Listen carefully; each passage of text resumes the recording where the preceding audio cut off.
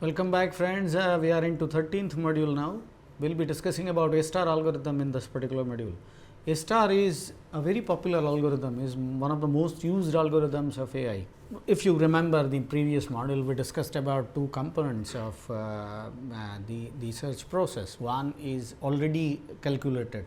Remember that when we were talking about branch and bound, we have seen that whenever we are at a typical point, we calculate the amount of distance that we need to come to this point, and then our prediction to reach to the goal node from that point.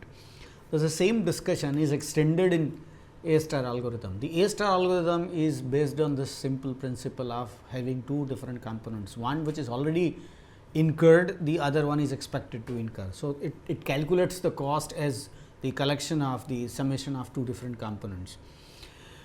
If you remember, in best first search, we have seen that what we do is we pick up the best node. Best node means the node which has best heuristic value. The A star algorithm improves the best first search by just adding that the component. The component describes how far we are from the root node. So, in other words, A star will not find the shortest path from the current node, but from the root node. Okay, and we have already traveled to this node, so we don't need to predict anything to calculate the cost of traversal to this node. It is already available. That is the first component. For the second component, we will have to actually predict, and we will have to use some heuristic like we have talked about before.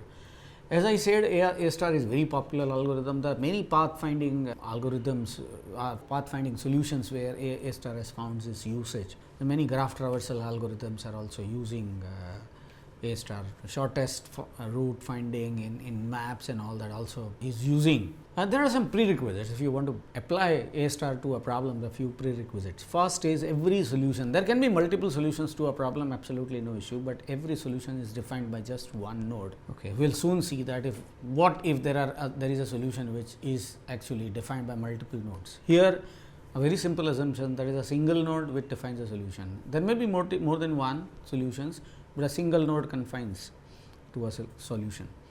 Okay.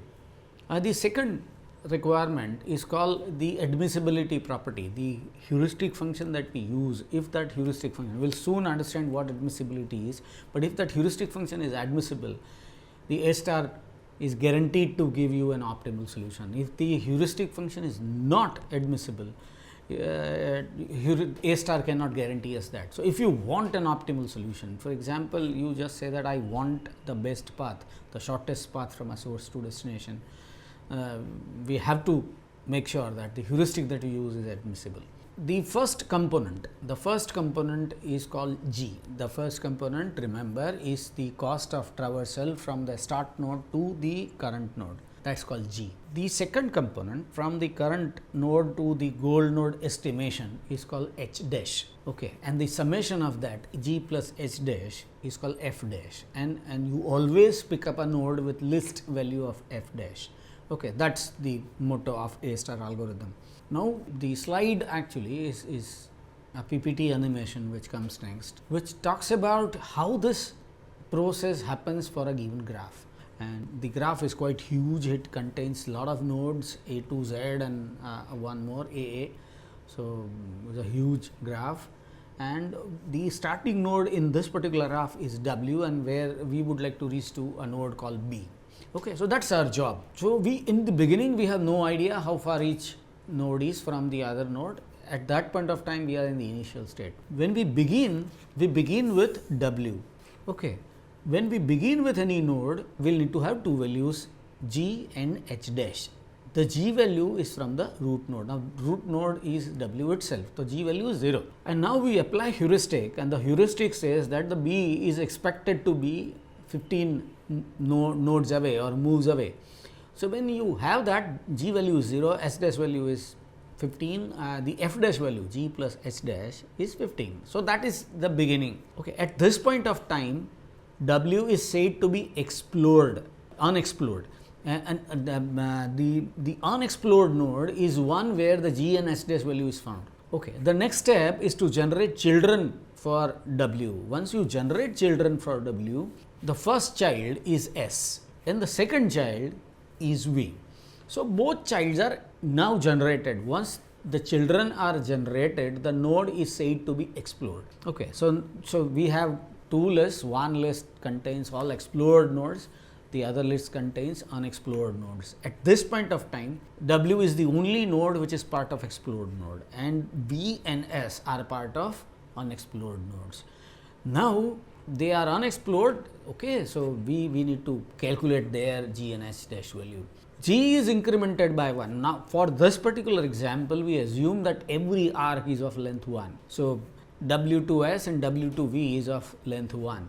So G value is always incremented by 1 from the parent node. So in both cases, G value is 1.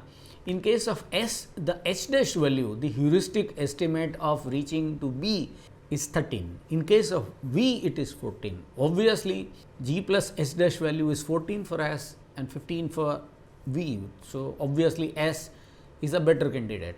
So X will be explored next. Okay, so S and V, both of them are part of unexplored list. Now S moves from unexplored to explored, and its children are explored now, and its children are generated now. So S has two children, N and H. Now N and H are added to the unexplored node list. S moves to the explored list. Now S says the G value of H obviously is 1 plus S, that is 2. N also is 1 plus S, that also is 2.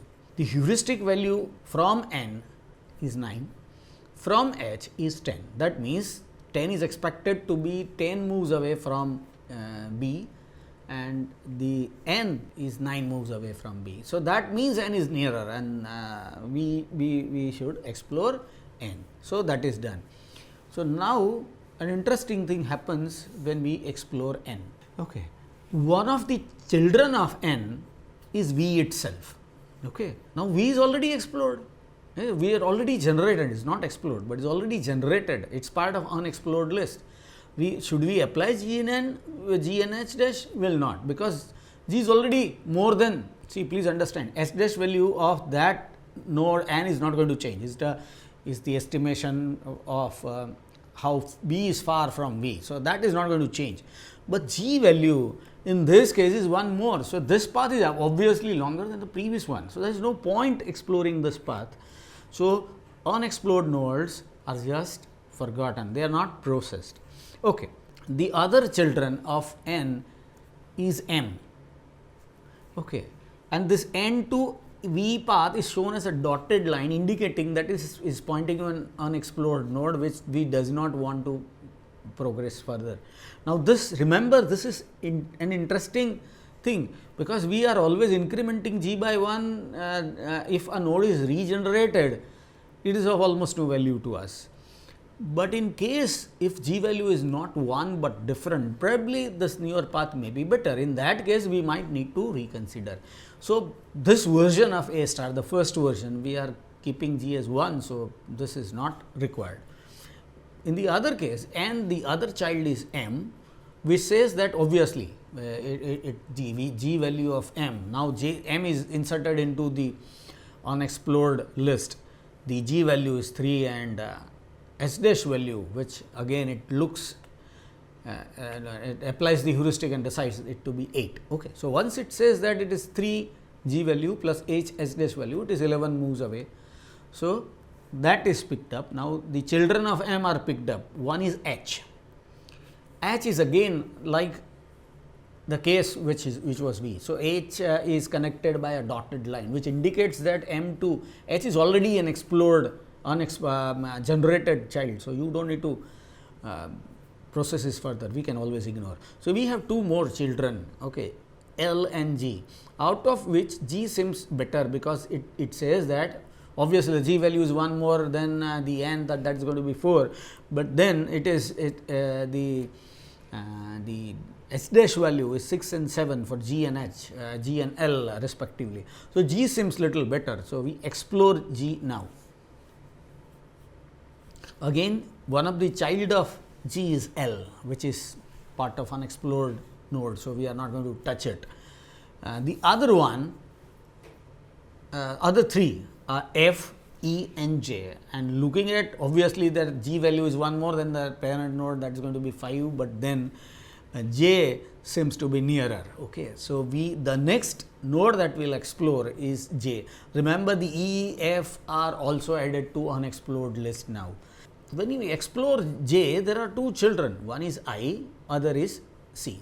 I is explored. Both of them, I and C, both G values are 6. But the estimation again is little different. The estimation from I is 6, while the J is 5 and the C is 4. So, C is little better. So, we explore C next. C has 3 children. One is E, which is already explored. So, we will already generated. So, we will not touch it. K says it's 5 from me, 5 is too little further compared to D, which says only 2, and C says it is 4. C is already, E says E will not consider. Okay. In fact, there is one more child called Q, which we have not because it is on the other side. You may even calculate that, it calculates to be higher value. Okay. But then D, when the next child, obviously D is the most promising one. So, we will explore D next, and it finds B in the next move. So, that is how we use A star to explore the nodes and find the shortest route from one node to the other. Now, the exploration process is shown in the next table. It talks about how the nodes are picked up. You can see that the first row, the current node is W, which has 2 children S and V, and out of that we will choose S. So, that comes as a next node, and now every time the children are added to the explored list if they are not unexplored list if they are not already done, if not already added. And whenever a node is explored, it is added to the explored list, because that node we are not going to look at. If a new node which is already explored, will not touch it, okay, or even unexplored will not touch it. So, you can see that how it proceeds and reaches to B. Okay. The first version of algorithm is depicted next. Okay. Initially, it begins like this. Initially, the root node is expanded, G value is set to 0, the S dash value is found using a heuristic value. Now, that depends on a problem. We are not discussing any problem right now. So, if you pick up a typical problem, you can get a typical heuristic, and you may use that heuristic for calculating that S dash value. Now, now root node is moved to the explored node, and this G plus S dash is applied to all children, and you pick up the best child out of it. They are all part of an explored list, but the chosen child will move to explored, and the children of that will be added here, and if it is already explored, it is not generated yet again. Okay. Anytime you will find a node that you are exploring, the gold node, you got the solution and you will have to quit. Otherwise, find the best node and explore it. It is thus the same process. Find out S dash using heuristic, you already have the G value, add them, calculate the promise the node is giving you, and choose the best node. Okay, but then there is one catch, as I have already talked about. We have already used G as 1 in the previous example and said that G may not be 1 every time. So, what if G value is different than 1? There are 3 arcs going from a node, and that is something which is very common in real world. For example, there is a place called A, and there are 3 paths. One connects A to B, the other one connects A to C, the third one connects A to D. In that case, it is quite possible that A to B is far longer than A to C and A to D, and so on and so forth. So, not every path is the same, and if you accept that, the G value may remain the same, but the S dash values are likely to change. When the S dash values are likely to change, the calculation differs a bit, and how it is done, we will take another example using another PPT with another PowerPoint animation. Okay, so, that is now we are taking the actual value of H dash. Now, we again start with W, the same 0 and 15.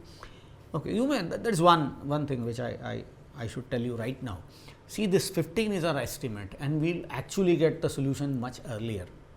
Out of 7 or 8 iterations we get. In fact, I believe 8 iterations in the last case we reached to the destination. Now we estimated it to be 15 and we reached there in 8. This is called overestimation. We overestimate our that thing. Exactly the opposite case is like the W says it is 4 hopes away and it actually finds 8 hopes away. So it is called underestimating. Now which is better? In fact, best is to get the right estimate. Okay, if you get 8 here, it's the best thing, but that is never possible in most of the real world cases. So that is out of question. One important thing about overestimating is that it does not guarantee us. If there is the heuristic function is overestimating, it doesn't guarantee us the optimal solution. But the underestimation, yes, we are guaranteed to get an optimal solution. Why, we will see little later. But point is, this is overestimation. For this example, I have used overestimation. But remember that however good this thing is, it does not guarantee us the optimal solution. If you want to get an optimal solution, there has to be consistent underestimation. Anyway, so let us start again with W. We have 0 and 15 like we had before. We have both children like before. But now you can see that the G value to V is 5. Okay, it is further very long route. And the S dash value is 10. Similarly, S, like previous case, 1 and 10. Obviously, S is a better child, so we move further. I won't discuss much about how they are explored and generated. It's exactly like the previous case. Okay, so we have H and N, and out of that, N is little better. Okay, it's 9 plus 2, that is 11. That is short minimum. Okay, now interesting twist in the tale comes now. N has 2 children, M and V. In the earlier case, we have just ignored V because it's likely to have more value of G. Now you can see that the value of G is 3 if you traverse through N. What does that mean? If you traverse from W to V directly is a longer route. But if you traverse that through S and N is a shorter route, which the length of which is only 3, and at this point of time you can see that it is the shortest path. Okay, so this is a difference between the earlier case and the newer case. Okay, the earlier case we have assumed all arcs with the same length. Here it is not so, and that's the reason why the alternate route to V is found to be a better. Seemingly longer route is actually shorter. Okay, so that is probably you have seen something similar in real world as well. So the point is, this is different. So after N, in the earlier case we have picked up N is the next best child, but in this case we will pick up V. See, you can see that there are 2 paths available from W to V. One, a direct path, and the other one which traverses through S and N. And the direct path is longer and the path through N is shorter. Okay, so we'll pick up that path, and now you can see that V is a better child. So now we'll explore V next. So when we explore V next, it has only one child called Z. Now we explore Z because there is only one option, we explore it. And we got 4 plus 7 total 11. It is not improving, it's the same, but we still accept it. We'll go ahead with it. The next, there are 2 children of Z, Y and A. Y obviously is more expensive than A, so we'll choose A. Then X. X has 2 children, O and U. So O seems cheaper because 7 plus 3, that is 10. So it sounds little cheaper compared to U, which is 13 in total. So we explore O next. Again, there is one more twist in the tale is coming next. So there is a path from O to K, which is 9 and 5. Okay, so that sounds better. So we'll pick up that. Okay, so and it has 2 children. One is I, other one is A. The path to I sounds better, but then you will find that it is not as good as the earlier path. Okay, the best path, the both child of K are much expensive than the previous child. Okay, so O to I link, which we have not explored before, O to I link, which was 8-5, which was not all that good when you compare that with OK link, is found to be good, is found to be better. So what we do is from K we backtrack to O. Now this is something which is going to happen only here. This is not going to, this case was not possible in the previous case. You explore children. Now the G value, the value becomes so large that you will find that this path is no longer optimal, the better path. In fact, from O there were 2 paths, one is I, the K, the other one through K. And K, you start traversing through K, you realize that it is more expensive than OI path, you come back and start from OI. So that is one thing which is happening here. When you explore I, you will find Obviously, K is one of the children that is explored. J and D are the other two children, out of which obviously D is better. So, we explore it and then it comes to B, which is the destination node. Now, you can see that when we change that assumption, G value, we take G value as real, you can see that the path changes. Now, in real world this is also true, because G is what? The cost of reaching to a node. Now, that cost again depends on perception. For example, pick up a city map. Now, if you are traveling using a car, the traffic jam or the time to reach to destination is going to be different if you compare it with the two-wheeler. So, a congested but the route with lesser distance probably is preferred on a two-wheeler, by less congested but little longer route is preferred by a car, because your G value is different. In case number 1, G value is the distance, when the other case G value is the minus time that you require to reach to that destination. Okay. So, if you change that G estimate, the way you look at G, the path changes. If you pick up only every junction as just one distance from it, you will get a different route, but if you take the actual G value, the answer is very different. The next slide talks about how that is being processed. The only important part is highlighted, bold faced in this particular table. You can see that the I children are P and D. Now, that is coming after. So, see, look at 2 rows up. O had 2 children, K and I, out of which we chose K, and when we chose K, after that we realized that is a longer path, we backtrack and started with I. Now, that is the only thing which is different in this particular case than the earlier case, and that is why it is highlighted. Okay. Now, the second version of A star, nothing different here, it just initiates the process by adding a root node, and then root node obviously has G value as 0 and S dash value as whatever it is. Then G value is again calculated. When you explore the nodes, the child, you calculate that case. In case of a CT map, probably you will calculate the amount of traffic or the distance or the time you take to reach to that, whatever. So, that is G value. You calculate the value, find out what is the cost of reaching to the next node, that child, pick up the best child, okay, keep them in the list. So, pick up the best node on explored node, okay, like we did before. The only catch comes where you have to backtrack. So, there is a path variable which is always adding the new node. When there is need to backtrack, that part is to be extracted, that part is to be removed, and then you again start from the optimal path. So, that is a different part, that's a little complicated thing, but that is what you are supposed to do. Okay. Why this backtracking is necessary? Sometimes, now that there is something, okay, what if the values are changed? In the previous case, if you remember, those K estimate was less, but when it explores the children, calculate the G value, it realizes that it is longer than it was expecting. So, whatever your expectations, S dash value, whatever you assumed, once you explore your children, it is likely to change. So, in this case, that was propagated back. So, the previous node, O node, found that O2K path, which it thought was shorter, is actually a little longer. Then it has chosen that OI path. Okay. So, that unless you propagate that back, probably you will not be able to get the optimal path. So, that back propagation here is also very, very important. Why that is necessary is shown in the next slide. Okay, let us, now this is a little different kind of a graph, but again our starting or the root node is assumed to be W, but it assumed that now it is connected by some other node.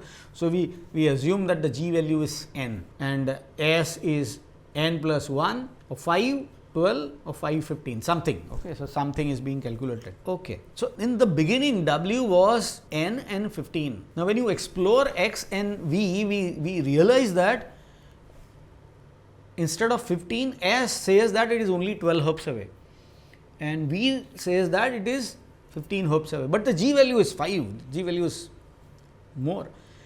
Just assume that it is N plus 1, N is assume N to be 4, then S is better. But then it is only 12 plus 1, 13. Now W earlier it was thinking that the goal node is 15 hops away, but after exploring 2 children, it can say that if it goes via S, it is going to be 13. So, it is shorter. So, should it improve that? If it does not, what will happen?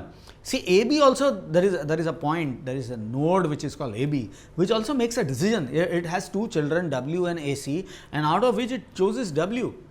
And in this case, when the estimate is getting better, the best path still remains the same. So, we do not need to worry about. But it is quite possible that there is also a decision being made at the earlier point. Okay. If assume that the S value instead of 12 is 17 and V value instead of 15 is 20. So, the W value instead of 15 changes to a higher value. In case of if it chooses S, it is going to be 20. So, it is going to be larger. If it is not propagated back, AB will not be in a position to decide that AB W is no longer an optimal path, AB AC is better. Okay. So, this is very important. Even if there is improvement, you may not propagate it back, but if there is no improvement, you should do it. Okay. But then even in the case of improvement, like in this case where W, the estimate from W changes to 13, if it does not propagate back, what will happen if there is some change in the graph later which says that AC is N 14? Incorrectly, AB would prefer AC if that right estimate is not sent back. Okay. So, to prevent that, even the correct estimates are to be propagated back, and they are to be propagated back to whatever root node is. Okay. So, all paths are to be updated, and this is a critical part about A star. Okay. With that note, we come to an end of this particular module. In this particular module, we have looked at an important algorithm called A star. We have seen two versions of A star in this particular module, and in fact, the third version requires that back propagation, which we have not seen, but we have seen an example of. It is about two things. One is the estimate from the current node to the goal node and the cost incurred to reach to this current node, and always will pick up a node which has best G plus S dash value. G is the cost and S dash is the estimate. And why H dash and not H? G is G, H is not H, but H dash. Why H dash? Because the designer is trying to convey that H is the correct distance and S dash is an estimate. So, dash is indicator for that assumption or prediction. Okay. So, S dash is a prediction of the H value. So, and will pick up the best route, okay, based on G plus S dash value. With that, we will conclude. Thank you.